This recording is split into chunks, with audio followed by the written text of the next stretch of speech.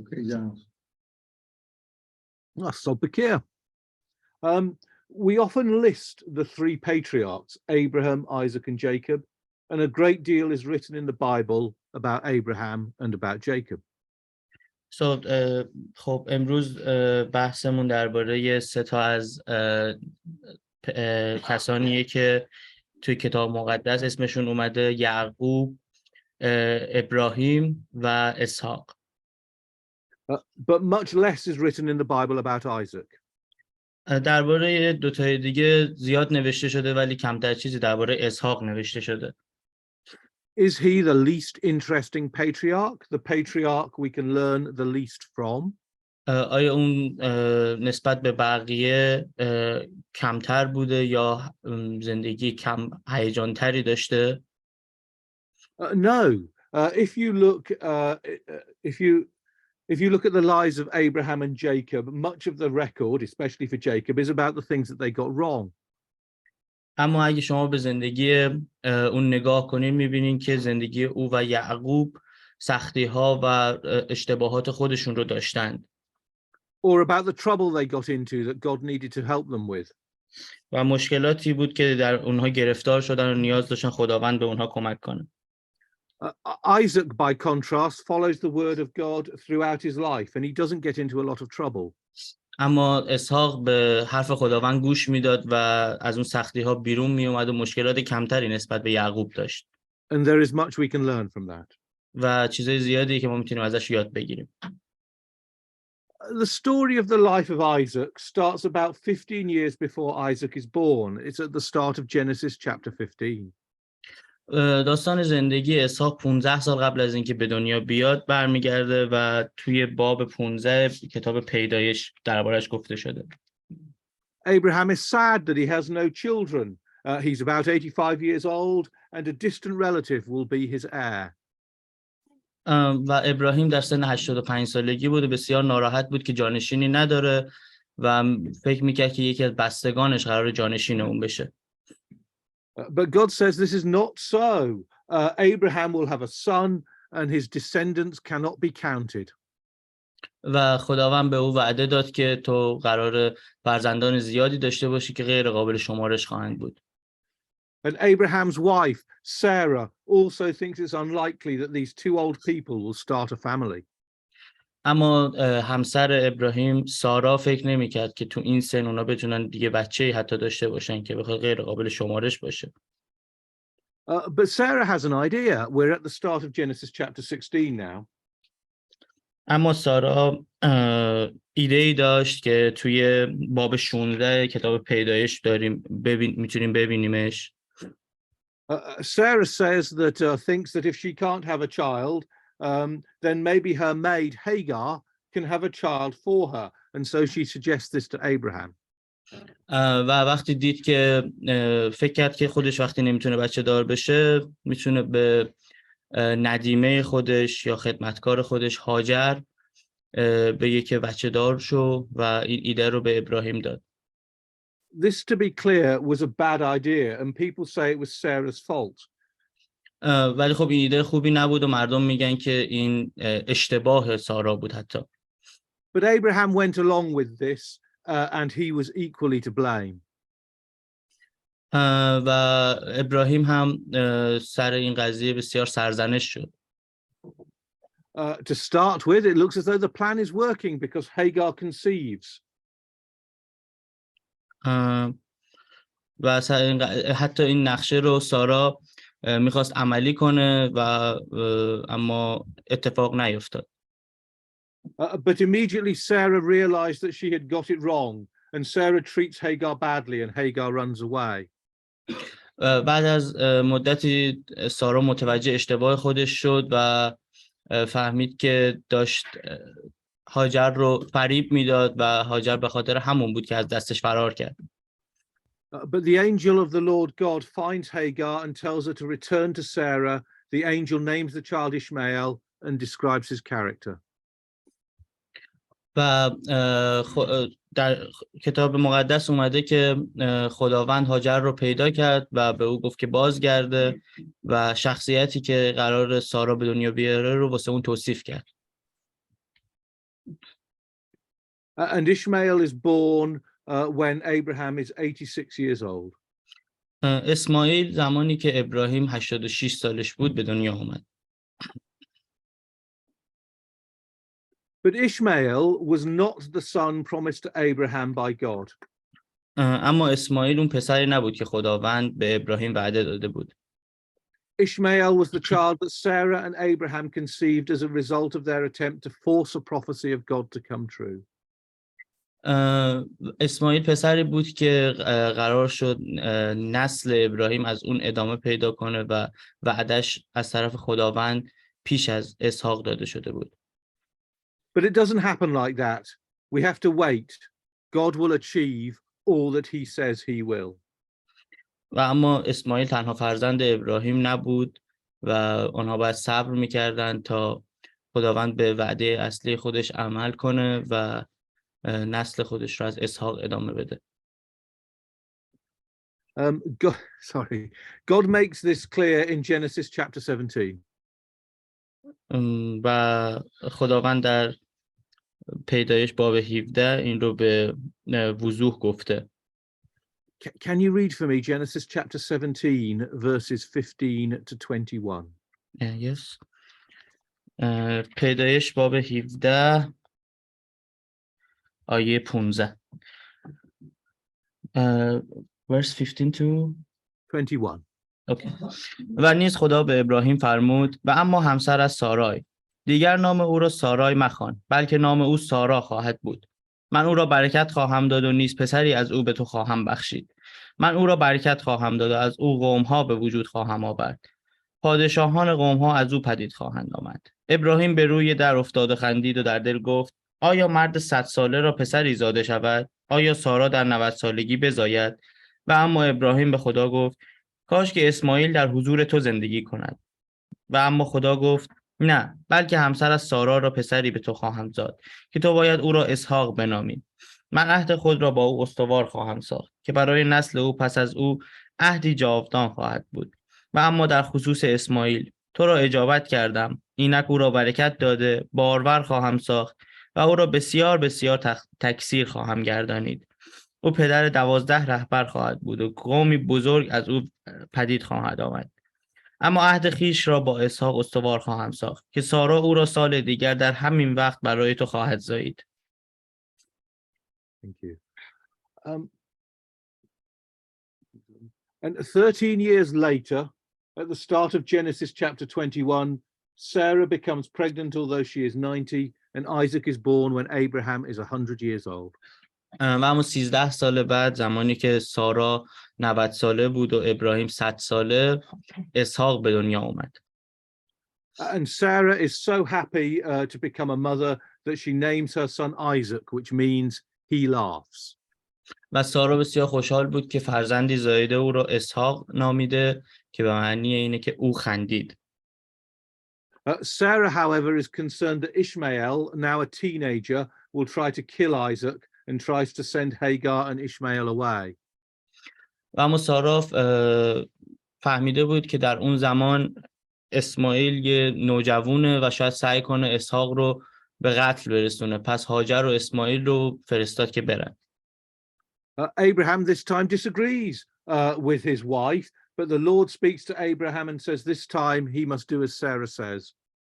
اما ابراهیم با ایده سارا مخالف بود، اما خدا بر او آمد و به او گفت که این دفعه باید به حرف همسرت گوش بدی.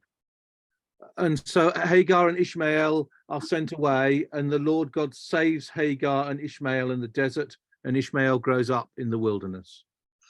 و خب هاجر و اسماعیل رو فرستادن که برن و در بیابان زندگی کردن و اینجوری شد که اسماعیل در دشت و بیابون بزرگ شد. Then we have the event that is best known about the life of Isaac that we read in Genesis chapter 22. و اما داستان معروفی که درباره اسحاق نوشته شده و خیلیامون یا هممون میدونیم توی باب 22 پیدایشه که واسهتون قبل جلسه خوندم. Abraham is called upon by God to demonstrate his faith to God. ابراهیم از طرف خداوند دستور گرفت که ایمان خودش رو به خداوند ثابت کنه. God tells Abraham that he is to take his son Isaac and sacrifice him on a mountaintop. ابراهیم از خداوند دستور گرفت که پسرش رو قربانی کنه و بالای کوهی که خداوند میگه ببره و قربانی او رو تقدیم به خدا کنه.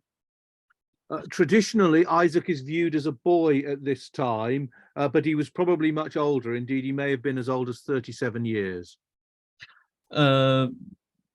به طور کلی اسحاق چهره پسر جوان رو داشت، اما از لحاظ سنی 37 سالش بود. Abraham immediately follows God's instructions and sets off. After 3 days, he arrives at the place. و فوراً ابراهیم دستور خدا رو به جا آورد، به سمت کوه حرکت کرد و پس از 3 روز به اونجا رسید. He tells his servants to stay with the donkey while he and Isaac are going to go up the mountain. اون به خدمتکاران یا نوکرانش گفت که پیش الاغ بمونن. اون میره برای دعا کردن و برمیگرده. And they're carrying the wood, the knife, and the fire for the sacrifice. چوب، چاقو و وسایلی که برای قربانی کردن اسحاق لازم بود و همراه خودش برد. Isaac asks his father Abraham why they are carrying everything except the animal to be sacrificed. اسحاق از پدرش میپرسه که چرا این وسایلی که برای قربانی کردن یک حیوانه داره با خودت میاری. And Abraham explains to Isaac that God will provide the sacrifice. و ابراهیم جواب داد خداوند قربانی رو برای ما فراهم میکنه. And so they reach the mountaintop and Abraham prepares the altar and the wood and then he bound his son, he tied up his son Isaac. و آنها به بالای کوه رسیدند. ابراهیم چوب، هیزم و هر چیزی که برای قربانی کردن اسحاق لازم بود را آماده کرد و چاقوی خود را تیز کرد. Now Isaac is a young man and Abraham is over 100 years old.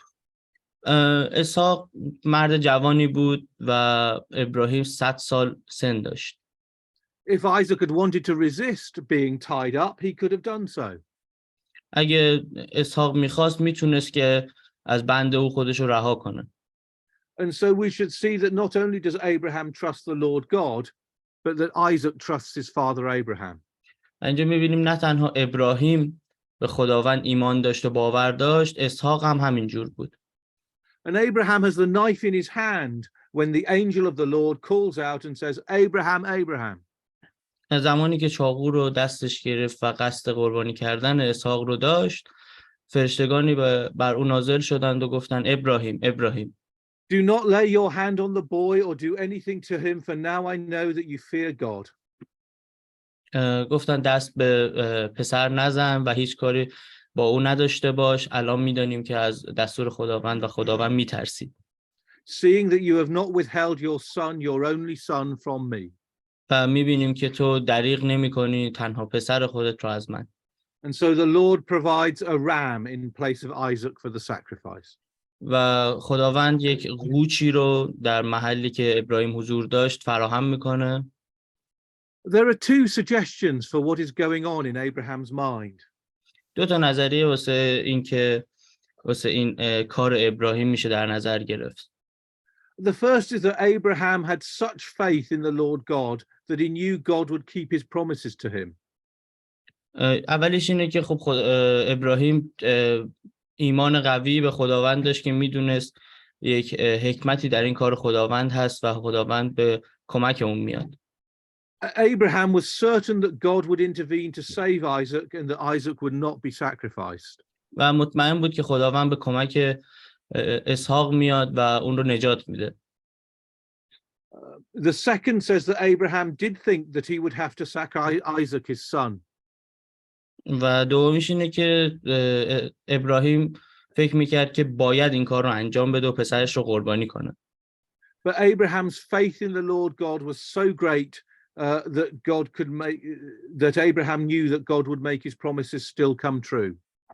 ولی ایمانش انقدر به خداوند قوی بود که میدونست هر جوری که شده خداوند به وعده خودش عمل میکنه.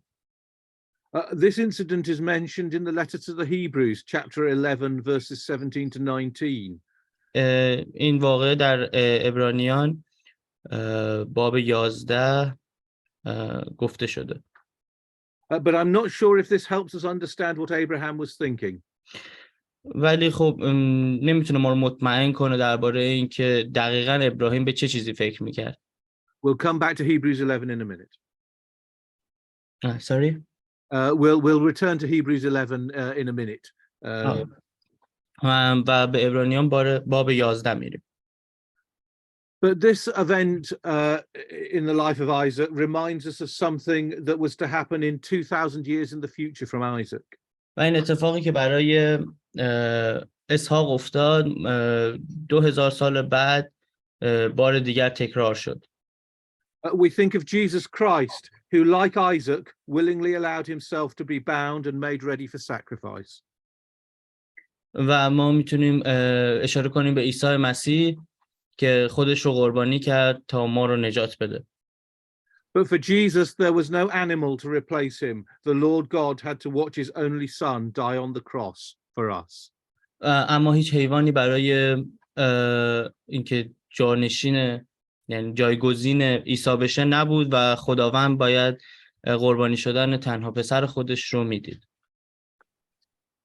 Shortly after the events of Genesis chapter 22, Sarah, Isaac's mother, died. We're at the start of Genesis chapter 23. در ابتدای باب 23 پیدایش میبینیم که سارا مادر اسحاق فوت میشه. She died in a place called Hebron. Hebron is still there today, although it's difficult to visit because of what happened next in Genesis. در جایی به نام هبرون که الان تو فلسطین واقع شده فوت میشه. هنوزم اونجا هست ولی سخته واسه این که بخوای ازش دیدن کنی به خاطر اتفاقایی که در ادامه پیدایش میفته. Because Abraham bought a field in Hebron to bury his wife. Sorry? Abraham spent money on a field. He bought a field in Hebron so he could bury Sarah's. و ابراهیم زمینی که در هبرون بود رو خرید تا بتونه همسر خودش رو اونجا دفن کنه. Because he wanted to stop being a traveler in the land of Canaan and become a citizen. و خب میخواست که دیگه سفرش رو به اتمام برسونه و دیگه در سرزمین کنعان به سفر نپردازه و میخواست به یه شهروند در همون هبرون تبدیل بشه. Even though the people living there had great respect for Abraham and they offered to give him the land. و مردمی که در اونجا بودن احترام بسیار زیادی واسه ابراهیم قائل بودن و گفتن که ما این زمین رو میخوایم به تو اهدا کنیم. لازم نیست. Abraham insisted that he buy the land, that he pay for the land, and so it was. و ابراهیم اصرار داشت که این زمین رو حتما بخره. نمیخواست که بهش اهدا بشه. And even today, 4,000 years later, the descendants of Isaac are fighting with the people who live in Hebron over the ownership of that same field where Sarah was buried. الان که 4000 سال از اون واقعه میگذره هنوز هم نوادگان و انسان‌هایی که از نسل اسماعیل هستند بر سر اون تکه زمینی که تو هبرون واقع شده سر جنگ با مردم دیگه دارن. Just after the death of Sarah, Abraham decides that Isaac should be married. پس از مرگ سارا ابراهیم به نتیجه میرسه که اسحاق باید ازدواج کنه. We're in Genesis 24. Now Abraham dispatched his most senior servant back to Mesopotamia, where Abraham's family originally came from. و خب تصمیم میگیره که همونجور که تو باب 24 پیدایش اومده تصمیم میگیره که مورد اعتماد ترین خدمتگزار یا نوکر خودش رو به بین النهرین بفرسته، جایی که خودش هم اونجا به دنیا آمده بود. And he's to find a wife for Isaac, and he meets Rebecca, the daughter of Abraham's nephew Bethuel. و قرار شد که ربکا که فرزند خواهرزاده یا برادرزاده خود ابراهیم بود با اسحاق ازدواج کنه. And after Rebekah has watered his camels, he knows that Rebekah is the bride for Isaac. و زمانی که ربکا در حال آب دادن به شترها بود فهمید که قراره با اسحاق ازدواج کنه. And he places gold rings and bracelets on her arms to the value of 21 shekels, or about 6,000 pounds at today's gold price. و خب طلاها و دستبندهایی از طلا به 21 مسقال هم میشد یا به پول امروز 6,000 پوند میشد رو به اون اهدا کردن. Rebekah had a brother whose name was Laban. ربکا برادری به اسم لابان داشت. And can you read Genesis 24, 29 to 31? Yes. خب پیدایش باب 24 آیه 29. 29 to 31. It's just 3 verses. Yeah, I know. Okay. لابان به محض آنکه ربکا برادری به نام لابان داشت. او دوان بیرون آمده نزد آن مرد به سر چشمه رفت. لابان به محض آنکه حلقه و نیز دستبندها رو بر دستهای خواهرش دید و سخنان خواهر خود ربکا رو شنید که میگفت آن مرد چنین به من گفته است، نزد آن مرد رفت و اون نزد شتران بر سر چشمه ایستاده بود. لابان گفت بیا ای مبارک خداوند، چرا بیرون ایستاده ای؟ من خانه را و نیز جایی را برای شتران آماده کردم. آمین. Thank you. Straight away, we see what motivates Laban. The first thing that he notices is the gold. در ادامه می‌بینیم چه چیزی باعث انگیزه دادن به لابان شد و اولین چیز این بود که طلاها و پولها. If this were a cartoon, this would be the bit where his eyes pop out of his head and turn into dollar signs. اگه یه انیمیشنی بود چشماش از حدقه در می اومد و تبدیل به دلار میشد. Come in, says Laban to the servant of Abraham, and he describes the servant of Abraham as blessed of the Lord. گفت بیا تو ای مبارک خداوند، ای کسی که تصدیق شده ای توسط خداوند. Laban is a quick learner and he knows how to make himself popular with someone who turns up with 10 top of the range camels and a sack of gold. و اون خیلی باهوش بود. لابان میدونست که چجوری میشه معروف شد و دوست داشتنی شد پیش کسی که با 10 شتر و کیسه هایی از طلا اومده. First, the servant explains the task that Abraham has set him and how he knew that Rebekah was the right bride for Isaac. از اول واسه اون توضیح دادن که چه اتفاقی افتاد که اصلا اسحاق و ربکا قراره با هم ازدواج کنن و چرا اون عروس مناسبیه واسش. Laban and Bethuel handle the negotiations. لابان و بتیول که خواهرزاده ابراهیم بود مذاکره رو بر عهده داشتن. Rebekah is clearly marrying into a wealthy family. The servant reaches into his large sack and gives Rebekah jewelry and expensive clothes. ربکا با یه خانواده خیلی ثروتمندی قرار بود که عهد و پیمان ببنده واسه ازدواج و همون زمان هم طلا و جواهرات بسیار زیادی بهش دادن، لباسهای بسیار زیبا و فرهیخته‌ای بهش دادن. And then he reaches into his sack and hands out costly ornaments to Laban and Rebekah's mother. Pardon, sorry. He has a sack of gifts and he reaches in and he gives gifts to Laban and Rebekah's mother. فرستاده ابراهیم طلاها و سرمایه بسیار زیادی رو به لابان و بتیول هم داد که مادر ربکا میشد. Abraham's servant wants to be on his way and leaves with Rebekah. و خب اون خدمتگزار ابراهیم همراه با ربکا خواستن که برگردن به پیش اسحاق و ابراهیم. But God has noticed Laban and he will have a job for Laban to do in about 40 years time with one of the sons of Isaac. و خب خداوند به لابان اشاره کرد که گفت باید او را هم همراه خودتون ببرید چون قراره با یکی از فرزندان اسحاق در آینده به مدت 14 سال وقت بگذرونه. We need to move forward 20 years to the birth of Esau and Jacob. We're at Genesis chapter 25. توی باب 25 کتاب پیدایش که میشه حدود 20 سال بعد از این اتفاق میریم تا زمان تولد یعقوب و عیسو. Isaac has been married to Rebekah for those 20 years, but they have had no children.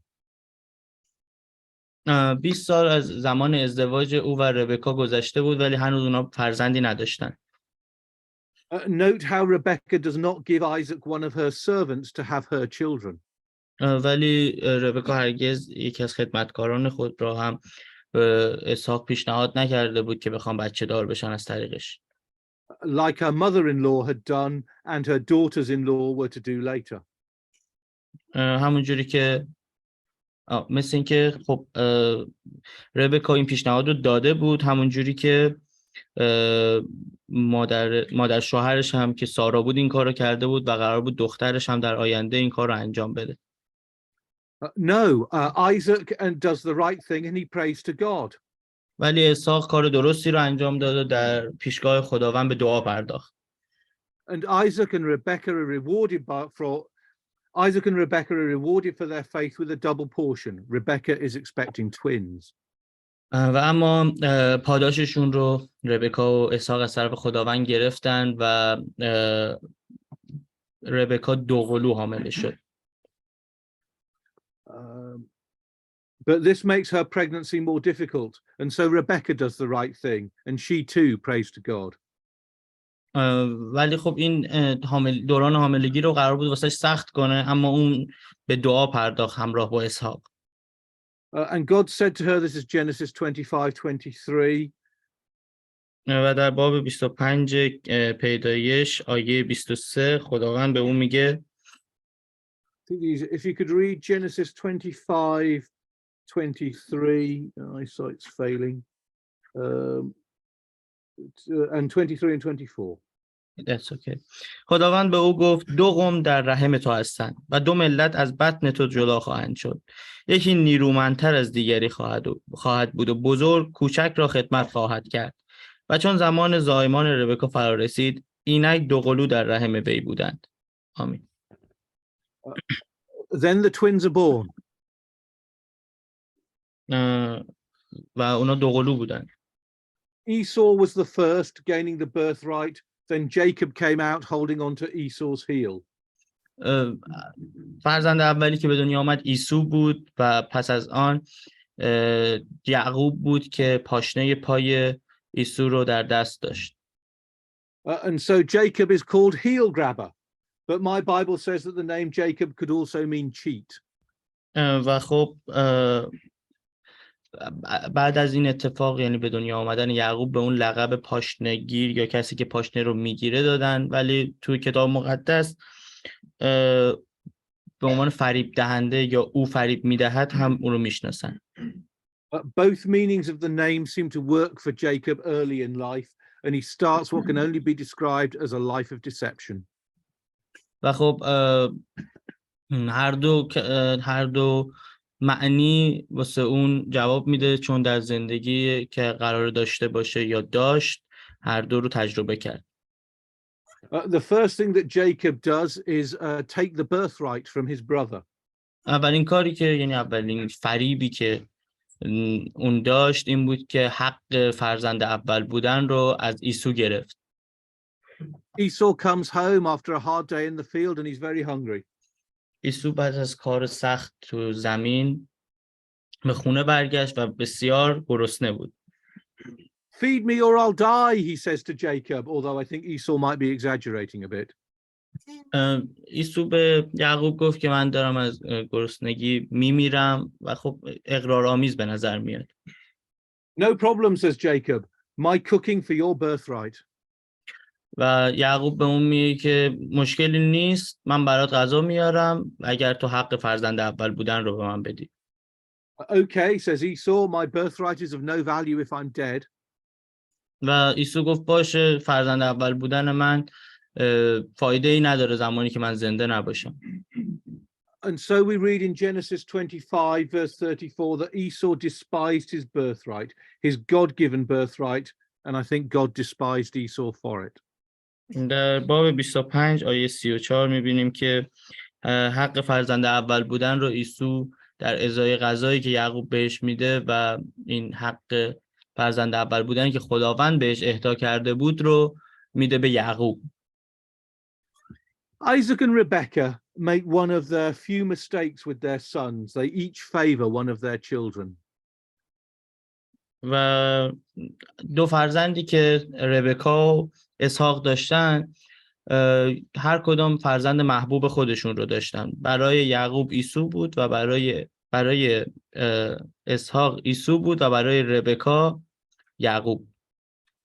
They should have loved their sons equally, but Isaac favors Esau for the meat he captures in the field. و خب اینا باید به صورت برابر اونها رو دوست می داشتن، ولی اسحاق به خاطر اینکه عیسی در زمین کشاورزی که حالا داشتن به او کمک میکرد بیشتر دوست داشت او را نسبت به یعقوب. And Rebekah favors Jacob because he helps in the house. و ربکا یعقوب رو بیشتر دوست داشت چون تو کارهای خونه بهش کمک میکرد. Now the start of Genesis chapter 25 is slightly out of sequence, but when Isaac is 75 years old, Abraham his father died at 175 years. و در پیدایش میبینیم که در باب 25ش در ابتدا میبینیم که اسحاق 75 سال سن داره و ابراهیم در سن 175 سالگی 170 سالگی فوت میشه. Isaac and his brother Ishmael, who is nearly 90 years old, bury him in the same cave in Hebron where Sarah had been buried. و ابراهیم و اسماعیل پدرشون رو و اسماعیل که 90 سال سن داشت، پدرشون ابراهیم که 175 سال سن داشت و فوت شده بود و در همون هبرون پیش مادرشون سارا دفن کردن. Most of the rest of Isaac's life is recorded in Genesis chapter 26. بیشتر اتفاقاتی که در زندگی اسحاق افتاد و کارهایی که انجام داد توی پیدایش باب 26. The most important part is right at the start of the chapter. و مهمترین بخشش در همون ابتدای باب 26. Should I read it? Yeah, can you read Genesis chapter 26 1 to 5? That's okay. پیدایش باب 26 آیه 1 تا 6 1 تا 5. باری در آن سرزمین قحطی شد، غیر از آن قحطی که پیشتر در زمان ابراهیم روی داده بود، و اسحاق به جرار نزد ابیملک پادشاه فلسطینیان رفت. خداوند به اسحاق ظاهر شد و فرمود به مصر فرود میا، بلکه در سرزمینی که من به تو خواهم گفت ساکن شو. در آن دیار غربت پذیر و من با تو خواهم بود و تو را برکت خواهم داد، زیرا همه این سرزمین ها را به تو و به نسل تو خواهم داد و سوگندی را که برای پدرت یاد کردم استوار خواهم داشت. نسل تو را همچون ستارگان آسمان کثیر خواهم ساخت و همه این سرزمین ها را به ایشان خواهم بخشید و به واسطه نسل تو همه قوم های زمین برکت خواهند یافت. زیرا ابراهیم به صدای من گوش گرفت و او امر و فرامین و فرایض و شرایع مرا نگه داشت. آمین. It's here that we see that the Lord God blesses Isaac. و اینجا می‌بینیم که خداوند اسحاق رو برکت داد. Next in this chapter we see that Isaac settles in a place called Gerar. Pardon, sorry. We see that Isaac moves to a place that's called Gerar. و خب در ادامه این باب می‌بینیم که اسحاق به محلی یا به شهری رفت به اسم جرار. And here Isaac does something that his father did. He pretends that his wife is his sister. و اینجا اسحاق همون کاری که پدرش قبلا کرده بود رو انجام داد و گفت که همسرش رو به عنوان خواهرش معرفی کرد. This didn't work very well for Abraham and it doesn't work very well for Isaac. خب همون جوری که واسه ابراهیم در اون زمان خوب پیش نرفته بود، برای او هم قرار نبود که خوب پیش بره. But the Lord intervenes to prevent any damage. ولی خداوند تضمین کرده بود که هیچ صدمه‌ای قرار نیست به همسرش وارد بشه. I think the lesson here is to tell the truth and to trust in the Lord. و اسحاق هم در کلام خداوند باور داشت و به او ایمان داشت. So the Lord blesses Isaac with things and he becomes very rich. خب بعد از اینکه اونها به اونجا رفتن و اعمال خداوند رو به جا آوردن، خداوند به اونها برکت داد و اونها رو بسیار بسیار ثروتمند کرد. And then this leads to some disputes over access to water, and there are still disputes over access to water in the land of Israel today. Pardon, sorry. So they have they fight over access to water for their animals, and they're still fighting over access to water in Israel today. و اونها در اون زمان برای به دست آوردن آبی برای دام و طیوری که داشتن و حیواناتی که نگهداری می‌کردن می‌جنگیدن در اون زمان، همون جوری که الان هم تو اسرائیل این اتفاق داره میفته. But eventually a treaty is signed with the local leader. و یک نشانه عجیبی برای اونها فرستاده میشه. And a settlement is established at a place called Beersheba. و یک مکانی به اسم بیرشیبا که در اونجا باید سکونت می‌گزیدند. And you can still visit Beersheba today. و هنوز هم میتونید از اونجا دیدن کنید امروزه. And so we come to what is perhaps the most important event in Isaac's life. خب حالا میریم سراغ مهمترین اتفاق زندگی اسحاق. Jacob, his son, needs to get Isaac's blessing, but Isaac favors his brother Esau. یعقوب پسرش باید برکتی که نیاز داشت رو از اسحاق میگرفت، ولی پدرشون اسحاق علاقه بیشتری نسبت به عیسو داشت. Now Isaac is getting old, and his eyesight isn't as good as it once was, and he thinks he is near death. و خب سن اسحاق بسیار بالا رفته بود و تقریبا بیناییش رو از دست داده بود، بسیار کم میدید. Although if I have got my maths right, Isaac is less than halfway through the long life that God was to give him. اگه محاسبات من درست باشه دیگه آخرای عمر اسحاق بود و عمری خداوند به او داده بود در حال تمام شدن بود. We're at the start of Genesis 27. و در ابتدای باب 27 پیدایش هستیم. And Isaac asks Esau, his favorite son, to catch him something really tasty to eat, after which Isaac will bless him. و اسحاق به پسرش عیسو گفت که غذای خوشمزه برای اون درست کنه و برای اون بیاره تا پس از اون اسحاق اون رو برکت بده. Rebecca hears this and she has a plan. ربکا این صحبت اسحاق با پسرش رو میشنوه و نقشه میچینه. She is as good a cook as Esau, and she sends Jacob to round up what is ever in the farmyard. خب اون آشپز بهتری نسبت به عیسو بود و به یعقوب میگه که بره هر چیزی که تو حیات خونشون دارن رو بیاره. And although Jacob and Esau are twins, the Bible goes out of its way to tell us that Jacob and Esau were not identical twins. خب از اونجایی که یعقوب و عیسو دوقلو بودن، کتاب مقدس داره به ما میگه که اونها دوقلوهای همسان نبودن. Not only did they have different characters, but they could hardly be more different in appearance. Sorry, they were identical. So they had different personalities. They were different people, but they looked completely different as well. اوکی. اونها نه تنها شخصیت‌های مختلفی داشتن و کاملا از هم متمایز بودن، بلکه از لحاظ ظاهری هم اصلا شبیه هم نبودن. And so Rebecca gets some of Esau's clothes out of his wardrobe. و خب ربکا لباس‌های عیسو رو برای یعقوب میاره و میگه اینها رو بپوش. And they had the smell of the soil that all of Esau's outdoor activities gave to them.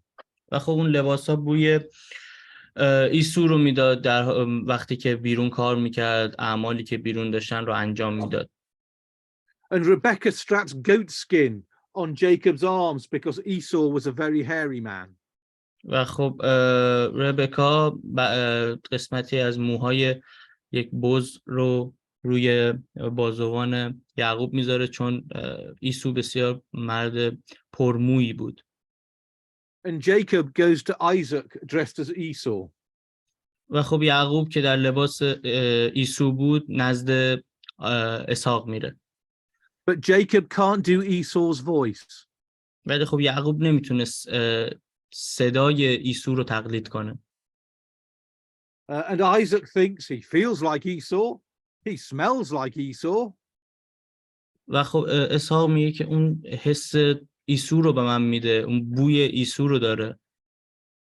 Although he sounds very like Jacob. ولی صداش بسیار شبیه یعقوبه. But Isaac decides that it is Esau, and so he blesses him. ولی اسحاق خیلی راحت تصمیم میگیره و اون رو برکت میده. Can you read Genesis chapter 27 verses 26 to 29?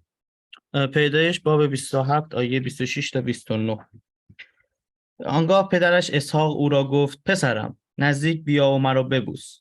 پس نزدیک رفت و او را بوسید. اسحاق رایحه لباسهای او را بویید و او را برکت داد و گفت هان رایحه پسرم همچون رایحه صحرایی است که خداوند آن را برکت داده باشد. خدا تو را از شبنم آسمان و فربهی زمین عطا فرماید و از فراوانی غله و شراب تازه قوم‌های تو را خدمت کنند و طایفه ها در برابر از سر فرو دارند. بر برادرانت سرور باش و پسران مادرت تو را تعظیم نمایند. ملعون باد هر کی تو را لعن کند و مبارک باد هر کی تو را برکت دهد. آمین.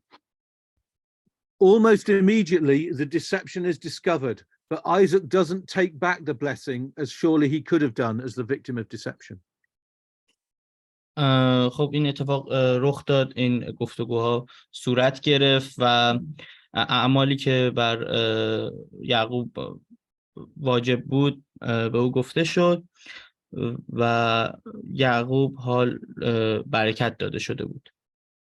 And Esau says that Jacob is a cheat by name and a cheat by nature. و خب عیسو میگفت که من فریب داده شدم توسط طبیعت و توسط برادر خودم. But Isaac is thoughtful and he thinks that the blessing he has unintentionally given to Jacob is part of God's plan. و خب اسحاق به او گفت که این فریب خوردن و اینکه من به جای تو یعقوب رو برکت دادم قسمتی از نقشه خداونده. So Isaac keeps his peace and Isaac then does bless his other son. آرامش خودش رو اسحاق حفظ کرد و فرزند دیگرش که عیسو بود رو هم برکت داد. I think I can show that Isaac did the right thing here. و خب من الان میخوام بهتون نشون بدم که اسحاق کار درستی رو اینجا انجام داد. And we need to go back to Hebrews chapter 11. و خب به عبرانیان باب 11 باید بریم. Hebrews 11 is a list of some of the most faithful people in the Bible and some of the most faithful things that they did. در عبرانیان باب 11 چند تا از با ایمانترین انسان‌ها رو نام برده. Isaac led a very faithful life, but he is only mentioned for one thing that he did in Hebrews 11. اسحاق بسیار زندگی سختی نداشت ولی در عبرانیان باب 11 بهش اشاره شده به خاطر یک کارش. Hebrews 11 verse 20, by faith Isaac invoked future blessings on Jacob and Esau. در پیدایش باب 11 اومده که اون در برکت دادن به عیسو و یعقوب بسیار کار بزرگی کرده. So I think this says that although Isaac had been deceived, he understood, he had faith that the deception was part of God's plan. اینجا بود که اسحاق فهمید که ایمان قوی که داشته درست بوده و همه این اتفاقهایی که واسش افتاده بخشی از نقشه خداوند بوده. But Isaac and Rebekah are both concerned that Esau might decide to get his birthright back by depriving Jacob of it in a fatal way by killing Jacob. ربکا و اسحاق فکر می‌کردن که عیسو ممکنه به خاطر اینکه حق فرزند اول بودن خودش رو پس بگیره ممکنه دست به قتل یعقوب بزنه. And so they decide that it would be wise if Jacob spent a few months with his uncle Laban, far from harm's reach. و فهمیدن که و تصمیم گرفتن که عاقلانه خواهد بود اگر یعقوب رو برای چند ماه به پیش داییش لابان بفرستن. Although Jacob is actually to be away from his parents for 20 years. و خب یعقوب اون چند ماهی که قرار بود اونجا باشه تبدیل به 20 سال شد و 20 سال پیش داییش لابان بود. And while Jacob is there, he could get married to one of his own kindred, as Isaac had done. و قرار بود که فرزندی که اسحاق برای یعقوب انتخاب کرده برای ازدواج که یکی از فرزندان لابان بود با یعقوب ازدواج کنه. Because as Rebecca reminded Isaac, the Canaanite women were nothing but trouble. چون ربکا به اسحاق تذکر داده بود که یادآوری کرده بود بهش که دخترانی از سرزمین کنعان به جز دردسر چیزی نخواهند بود. Out of spite for his parents, Esau marries another Canaanite wife. اما عیسو برخلاف به گفته مادر و پدرش با یک دختری از کنعان ازدواج کرد. But notice also that Isaac is very clear to his son Jacob that he is just to marry one wife. اما به این باید اشاره کرد که اسحاق گوشزد کرده بود به یعقوب که فقط قراره با یک زن ازدواج کنیم. Now we don't read anything more about Isaac until we get to Genesis chapter 35. بعد از این اتفاقات چیز زیادی نمیخونیم از اسحاق تا اینکه به باب 37 پیدایش میایم. Where we read that when Isaac was 180 years old, he died in Hebron and was buried there by both his sons. و میبینیم که اونجا اسحاق در سن how old was he? He was 180 years old.